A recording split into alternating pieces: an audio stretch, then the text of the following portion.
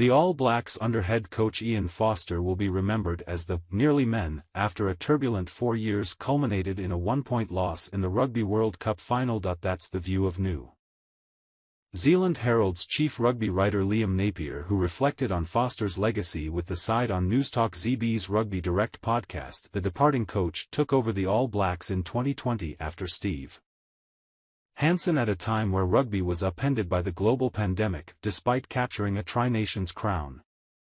They finished with 3 wins from 6 matches in 2020, including a historic first-ever loss to Argentina. In late 2021 the All Blacks were stumped by South Africa, France and Ireland, which sent alarm bells through New Zealand rugby. A home series loss to Ireland in 2022 forced change, with 2 assistant coaches leaving the setup. Foster's head coaching tenure with the All Blacks came to an end against South Africa in heartbreaking fashion, as his 14-man side came close to an improbable victory after losing captain Sam Cane in the first half. It is quite hard to sum that 4-year era in its entirety, Napier told Elliott Smith on Rugby Direct, because it was 2.5 years of underperforming.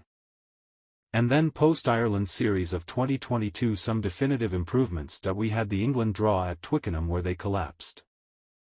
Then they smashed the Rugby Championship, go up north, have the record defeat to South Africa at Twickenham, lose to France on opening night. In the second part of that tenure, they did show a great deal of resilience during one of the toughest times the All Blacks have ever seen. It was a hell of an achievement to get past Ireland in that quarter-final.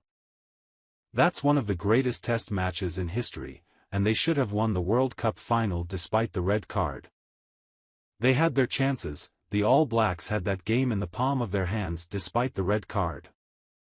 That would have changed the perspective of that era. They were the nearly men, weren't they?